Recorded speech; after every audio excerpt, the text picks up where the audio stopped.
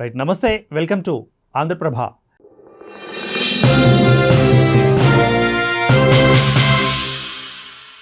ఎన్నికల్లో మహిళల ఆదరణ పొందిన వాళ్లే అధికారంలోకి వస్తారు. ఈ విషయాన్ని పసిగట్టిన చంద్రబాబు నాయుడు ఎన్నికల్లో వాళ్లకు పెద్దపీట వేయడం జరిగింది. నవరత్నాల పేరుతో జగన్ అందించిన ఆర్థిక ప్రయోజనాలకు రెండింతలు లబ్ధి చేకూరుస్తానని చంద్రబాబు నమ్మబలికారు. ఎన్నికలకు ఏడాది ముందే సూపర్ 6 అంటూ మహిళలను తమ వైపు తిప్పుకునే ప్రయత్నం మొదలుపెట్టారు. సూపర్ 6 పథకాలు కేవలం మహిళలను ఆకర్షించే 4 పథకాలు ఉండడం విశేషం.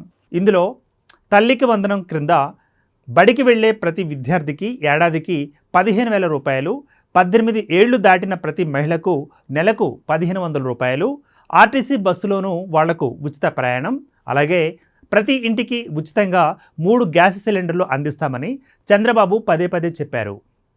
ఇదే విషయంలో ఉచిత బస్సు ప్రయాణం పథకంపై వైసీపీ విమర్శలను చేస్తూ స్ట్రాంగ్ కౌంటర్ ఇస్తూ సీఎం చంద్రబాబు గతంలో మాట్లాడిన వీడియోను టీడీపీ నేతలు వైరల్ చేస్తున్నారు.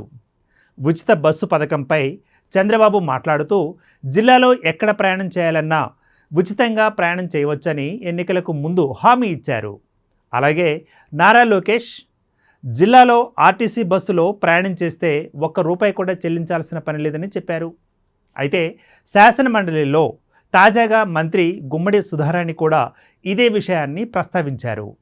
వైసీపీ సభ్యుడు అడిగిన ప్రశ్నకు సమాధానం చెబుతూ ఉచిత బస్సు పథకం క్రింద జిల్లాలోనే మహిళలు ప్రయాణం చేయవచ్చని, ఇతర జిల్లాలకు వెళ్లవలసి వస్తే టికెట్ తీసుకోవాలి అని ఆమె అన్నారు. దీంతో రాష్ట్ర స్థాయిలో మహిళలకు ఉచిత బస్సు పథకం చేస్తామని గతంలో చంద్రబాబు చెప్పారని, ఇప్పుడు జిల్లాలకే పరిమితం చేస్తున్నారంటూ తీవ్ర విమర్శలు కురిపిస్తున్నారు. ఈ నేపథ్యంలో ఉచిత బస్సు పథకంపై చంద్రబాబు, లోకేష్ మాట్లాడిన వీడియోలను సోషల్ మీడియాలో పోస్టు చేసి టీడీపీ నేతలు స్ట్రాంగ్ కౌంటర్ ఇస్తున్నారు. ఒక జిల్లాలో ఎక్కడి నుంచి ఎక్కడికైనా మహిళలకు ఉచిత ప్రయాణం అని టీడీపీ అధినేత చంద్రబాబు, యువనేత నారా లోకేష్ ఎన్నికలకు ముందు స్పష్టమైన హామీ ఇచ్చారు. ఆ మాట ఇప్పుడు నిలబెట్టుకుంటున్నారు. జనానికి మేలు జరిగితే ఓర్వలేని జగన్ ఉచిత బస్సు ప్రయాణంపై విషం కక్కుతున్నారు అని టీడీపీ నేతలు విమర్శలు చేస్తున్నారు.